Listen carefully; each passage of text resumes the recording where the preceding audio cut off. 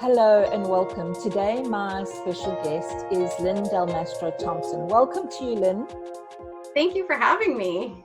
It's so great that you're on the show with me today, a fellow best-selling author, so that's wonderful. Yes. And tell us a little bit more about yourself and what it is that you do. So I have a background in psychology. I have a master's in something called somatic psychology, which is mind-body psychology, and I'm a certified Bodytalk practitioner and intuitive healer. So I work a lot with women who have been diagnosed with a different chronic illness and would like to heal their body. And you mentioned Bodytalk there. I know what it is, but could you just explain briefly what Bodytalk is? Sure. So it's a particular type of healing modality that's kind of a form of energy medicine. And it really, at the heart of it, is about getting to the story behind the symptoms. Like, why is the body expressing certain symptoms and what do they mean, so that we can really heal? Oh, brilliant. That's good. So we're all on the same page, everyone. And how would you describe your own well-being journey, Lyn? Well, let's see. It kind of really, the big part of it began in my mid-20s when I was in graduate school. And I kind of hadn't been listening to my body's whispers, as I like to refer to them, when I was feeling anxiety and depression and getting some panic attacks. And so in the summer of 2004, I got really, really sick. Well, didn't actually know I was really sick initially because I went in for some elective surgery. And in that experience of the pre-op blood work, they found some results that were concerning to the surgeon. And I had no idea at that point because I was completely asymptomatic and just thought I was going in for elective surgery. And he said, I can't do surgery on you. And he sent me off to my primary doctor to explore what was going on, what the lab results showed. And that was kind of started a several-week journey to find what was going on, and ultimately led to a diagnosis of leukemia, which I lived with for several years before realizing that that was actually not even the correct diagnosis. Oh, wow. Yes. Okay. Yeah, because that's quite radical, and the treatment's quite radical with that too. So you say it was the wrong diagnosis. So how did being misdiagnosed with leukemia teach you to start listening to your own body's wisdom? So kind of through that diagnosis process and also kind of going through the journey working with different doctors, I think I initially knew something wasn't right after, a couple months, and I would go see my hematologist and he would say, oh, your labs look really good. And I was like, I feel terrible. I was losing weight in a way that I had never lost weight before. I was wasting away. I was, fatigued and just didn't feel well. And how he could go from saying, oh, well, the labs look really good, and me saying I feel horrible, it didn't really add up. But no one was really listening to me in that process. And because of the way the medical system is here in the US, especially at that time, I couldn't get referred to a different specialist because my primary doctor kept saying, no, he's the one you need to see. And I needed a referral because I couldn't just walk into a specialist on my own. And so it was, at first I was trying to listen to that kind of inner voice and inner wisdom that something didn't quite add up, but nobody would really help me in that situation. And so that was actually when I began to start to listen to my body's wisdom in other ways and explore other treatments out there and other approaches. So I got very curious about alternative medicine at that time because it was like Western medicine just really was not helping me. I felt like I wasn't being listened to, which is unfortunately an all too common experience for many people. I can agree with that. I can completely concur. Different country, different situation, same problem. So you talk about the Western medical system being broken. What do you mean by this, and why is it important for us to understand it? I think one of the biggest ways that it's broken, as my story just illustrates, is that doctors don't always listen. And I've heard this time and time again. I've actually recently surveyed people, like, how many times do you feel like your doctor actually listened to you? And I was surprised how many people said, I'd never felt listened to, or they had countless incidents.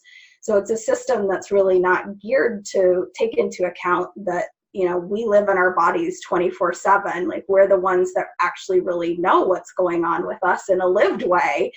And yet doctors, it's like, oh, well, you tell them how you're feeling or your experience. And it's very much like, oh, that's really not important. Or, oh, that's good that you told me that, but it doesn't really matter.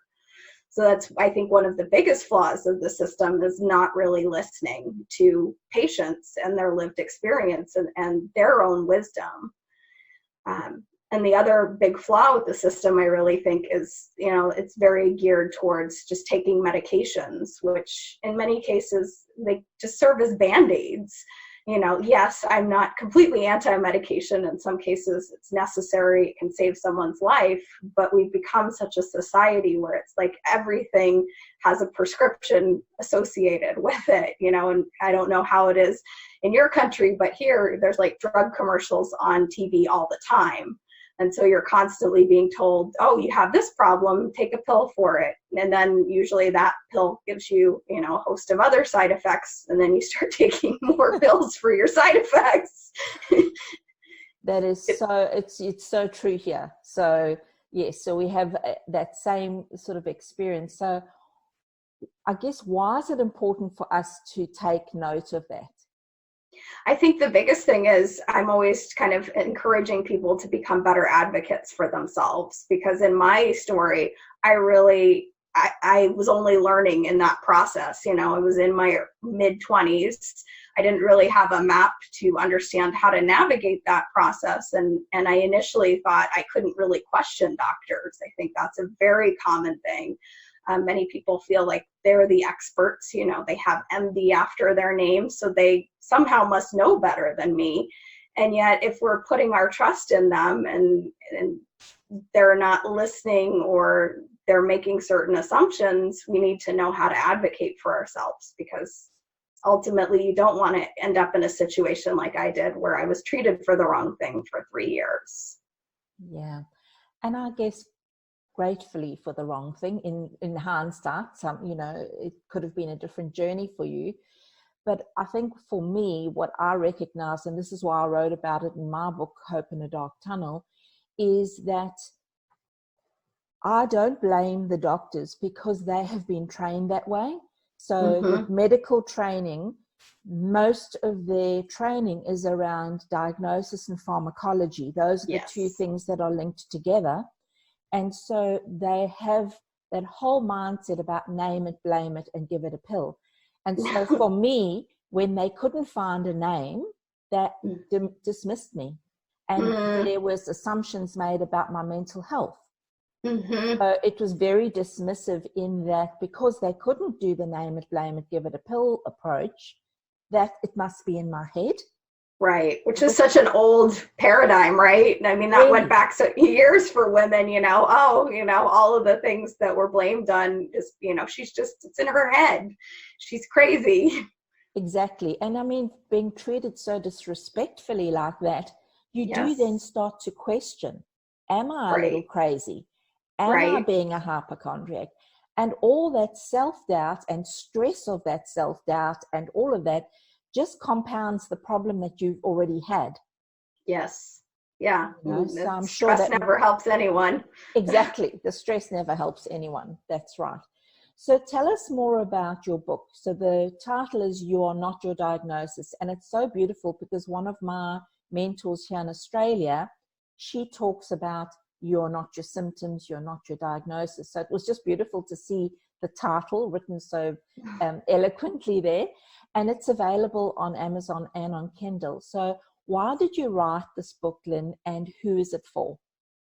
So I wrote the book partly because I wanted to share my own story. I think there's a lot of lessons that I learned in that process that I went through of, first being given a diagnosis that I thought was true, and then coming through the process of realizing that wasn't correct, and there was actually a different diagnosis for me.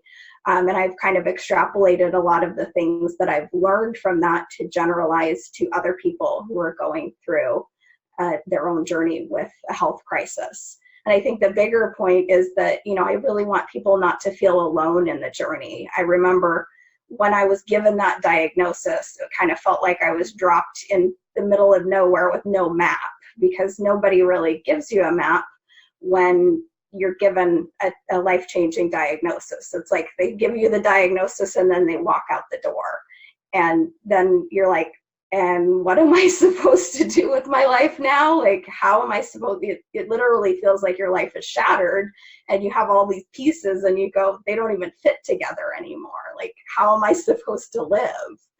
So I really wanted it to be very, for people to feel like they had a resource to understand they're not alone, and then also kind of some strategies to start to pick up the pieces, because it really is quite the journey, and if someone hasn't been through it, they're not going to understand it in the same way. Yeah, I completely get that. It's that lived experience. And I guess you may have experienced this too, where people don't mean to underplay what's going on for you, but you get a lot of me too. So if you're complaining about a terrible set of migraine headaches, Right. Oh, me too, I always do that. Or it's if you just did X, right, would help, So one of the things I can remember a good friend of mine saying to me is, if you just started exercising again, you'd build up your energy and you wouldn't have the fatigue. Mm-hmm. And so you kind of, then you stop talking about anything to do with what's going on with you. Because nobody gets it. Exactly, not even the doctor. So yeah, right. so that's it's an interesting path, and I'm glad that your book is out there in the world supporting people to heal. And you write in the book about what you believe is truly required for health and healing. So could you just share some of your ideas? Sure. So one of the key ideas I talk about in the book is actually the language that we use in a regular basis when we talk about our health. And this actually came through a conversation with someone when I was talking about writing the book. And I realized, many people, when we talk about, especially a chronic illness, people say and then the diagnosis, my lupus or my fibromyalgia or whatever, or I have this. And I really truly believe our words have power, and we don't think about that. And so now every time someone says, my this, I always cringe on the inside a little bit, because we're claiming it, we're claiming that as who we are. And I even see that in terms of people who've been through a cancer treatment and they're a survivor, and years later, they're still saying, I'm a cancer survivor. And that's incredible that you went through that and you survived, but you're also keeping that reality active in your life. So I think one of the things really is becoming more conscious of, how we talk about things, the language that we use, because our words have power. Our words create, our beliefs, and they create energy of something. So this was an interesting thing too, because I realized I don't even know how you talk about a diagnosis without saying those things. I've been pondering this for a couple of years now, and it's like I have a long sentence, that doesn't exactly trip off the tongue when you're saying, and, I have, in the way I have does, it's like I'm living with this, as usually how I say it. I'm currently living with this, but I believe that my body is also healing, because I always want to create that space. And that kind of leads into another point, which is, it's about what we're focusing on a lot. The kind of quantum physics perspective tells us that, what we focus on and where we put our attention, that grows and magnifies. So if we're constantly focusing on the problems that we experience, the symptoms, the pain, those expand in a way. And if we can instead, even though it's challenging, and I acknowledge that, if you're living with pain every day or symptoms that are overwhelming, they feel big, but can you create a space for possibility, for that hope and that possibility that you're intending to create for yourself? Yeah, that's amazing. So 2 central ideas of the book. That's brilliant. And I also like how the book is focused on the interconnectedness of the body and the mind. There's so much evidence. There's, you know, body mind medicine now, so it's just all that. But you talk specifically about tapping into the power of the mind for healing, and I'm interested, what are some of the accessible solutions that we could discuss now using the power of the mind? So I think it's kind of builds on what I was talking about a little bit before in terms of what we're focusing on or what we believe is possible. So when I was doing research for the book, I got really intrigued by placebo studies and read a whole bunch of them and just found it very fascinating because they really illustrate, you know, when you believe something is going to help you, even if you're getting, you know, a sugar pill, or there was one case where it was like a sham surgery where they made the people think they had surgery, but they never did. The body doesn't really know the difference. And so, you know, bringing in kind of that focus and that energy of what are you believing is possible for yourself? Do you believe that your body can heal? And in many cases, you know, we're so programmed by a system that says chronic illness is forever. Well, that's going to make it really hard to heal if that's what you believe. So really spending some time examining your thoughts about what do you think is possible for yourself? Can you really at least create a window, a little opening for that possibility? It may be hard to fully believe, you know, yes, I'm going to wake up tomorrow and like walk out the door and be completely healed. But do you believe that your body has that potential for healing? Is that a possibility that you can hold space for?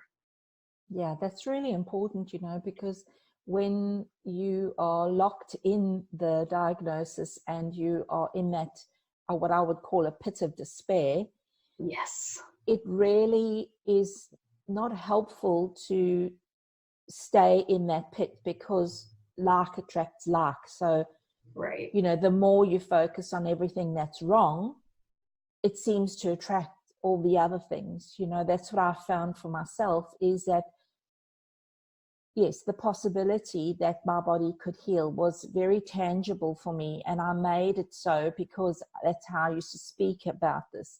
When I am healed, this is what I'll be doing. So I sort of set up those intentions. Yes. So that was very clear for me that this is what I will be doing. And I'm still on that journey, but I'm nearly, you know, I feel like I'm better than I was yesterday and the day before. And it's just, you know, it's just a process that I'm in. Yes. And I understand the process. I understand for myself maybe why my body needed to stop me in my tracks. Yes. And, you know, I'm doing something completely different to what I was doing before. I was me as well. Yes, I was an executive role. I had a lot of consulting clients of mine, and I was just working like a human doing. I was not a human being in any shape or form. I'm ashamed in some way to say that my relationships with my own ones that I loved so dearly, my kids, I wasn't available for them because I was so busy in my head, so busy with physical work, you know, those sort of things. Mm-hmm. And so, you know, in some ways it's not been what I wanted for my life, but it's completely changed the course of my life. And yes. I like me better this way. Yes, yes. And for me, I was in graduate school pursuing a path of academia, and I thought I wanted to be a professor, and I was completely miserable in that world. It was like, what are you doing? You know, so I refer to it as the cosmic wake-up call, the cosmic 2x4 to the side of the head that finally had to say, you've been miserable for how many years now? Like, do you really think this is going to get better? And, you know, it was like my body just kind of had to scream at me to say, wake up, like you're living this life, you know, you're only in your 20s. Are you going to live the rest of your life completely miserable like this? And it's so interesting because when you're talking about that, I realize that for many of us, we create a new normal. So, yes. For example, we start getting some symptoms. The body's really speaking to us. We start getting some symptoms. We think, oh, this must be because I'm getting older. This must be, we sort of normalize those things. meantime, the body is being very subtle and supportive and trying to say, hey, look at this, you know, take a step back, you need to rest, whatever it is, eat better, you know, change your thinking, whatever it is. And yet we are very good at ignoring that. So have you got any tips for us? So just about refocusing back on what it is that we want and what our bodies are saying. Yeah, so I like to focus a lot on the body part, because I think our symptoms are such clues in the path of, you know, realizing we're maybe in the wrong place or not doing something that feels right for us. So I like to teach people just to have a conversation with their body and with their symptoms especially. And like any relationship, I always say this takes time and practice. So if you've never done this before and you're going to use what I'm going to suggest, just take it with the caveat. The first time you may not get some, you know, revelation of an answer because it's a new thing that you're doing. But basically, I like to just suggest getting quiet, you know, take a few deep breaths, find a place where you can just sit for a few minutes and, you know, not have anyone bother you. And just whatever area feels like it's asking for your attention through a symptom, or, you know, you're just noticing something about that area, just asking it, like, what is it trying to say to you? And just being quiet and just listening, you know. And our intuition speaks to us in different ways. So some people may see a picture, or you may hear words pop into your head, or you may just have a sense or a knowing of something. And, you know, doing that regularly. So asking that question, you know, what is it that you need me to know? And then following it up often with, like, is there something you need me to do? Like, do I need to address and make a change here? You know, and sometimes it's as simple as people who sit too much at their desk and their body is just like, could you please move around a little more? Or, you know, get up and walk, or, you know, I need more water. And sometimes it's deep and profound things like, you know, do you realize how miserable you are in this life you've created? You know, do you want to reevaluate that? But you might not get, again, those profound insights in that very first go. It's kind of like building a new friendship with your body, because a lot of times, again, when you have symptoms, you kind of get in a negative relationship with your body. You're like, oh, I hurt all the time. These symptoms are ruining my life. You know, all of the negative things that we get caught in. So your body may take a little time to build up some trust with you. And, you know, if you do that every day, even if the first few times you're like, you sit there and you're like, nope, didn't get an answer. I didn't get an answer. Eventually, if you do it enough, you will start to get some answers. That's really beautiful wisdom right there, because I think part of the problem with our society and the way that we are go 24/7, almost, it feels like, yes, is that we never take time to sit quietly anyway. Yes. And in that, you know, just creating this space to just connect back with your body, even like you say, if the first few times you're not really getting profound answers, it doesn't matter. That's what we need, is sometimes just to be still and be with ourselves. I find that in this first instance, some of my clients don't like the stillness, because I do well-being retreats, personalized one-on-one well-being retreats. And I find that first they seek out my company, but by day 2, they start to create that space where they're in their own company with their own thoughts and their own feelings, and that brings the breakthrough. So that's just really, beautiful guidance there to, sit with that and make it a daily practice. We do tend to talk about things like doing your gratitudes and doing some meditation, but I'd say the third thing there that you've mentioned there is just being still with yourself and asking that basic question, what do you need me to know? Right. And even if you don't have a symptom, it just can be like asking kind of your whole body, like, what do I need to know for today? Like, what kind of direction and guidance can I get from you? And so I can change kind of the course of the day if I need to. Brilliant. Love it. And so, Lyn, what are your tips for living fabulously? So for me, definitely, I start my day with exercise and meditation, and really like setting my body up for the day ahead. So that's non-negotiable time for me in my mornings, is doing that before I start working. And, things like gratitude practice is definitely huge.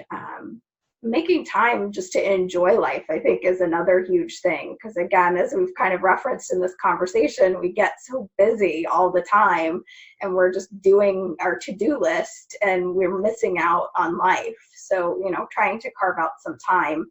I try to finish a little bit earlier in the day than, a typical, if I had a 9-to-5 job, so that I can have a little bit of time to just enjoy something, whether that be playing the piano or going for a walk outside or just playing with my pets or whatever that is, just like to really enjoy life.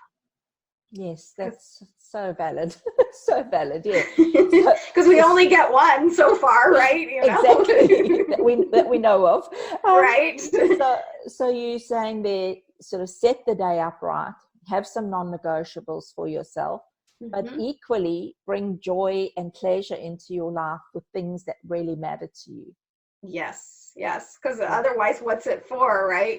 We're just doing the things are we checking them off a checklist just because that's what we're trying to accomplish, or do we really want to live life and feel the moments, even if they're small things? I think that's another huge area that we can do better with as a society, of just like enjoying the little things. It doesn't have to be, the big moments of taking, a 3-week vacation and going someplace that we've dreamed of, but it can just be like sitting in your backyard and feeling the sun on your face and saying, oh, this moment just feels really nice and I'm just enjoying it.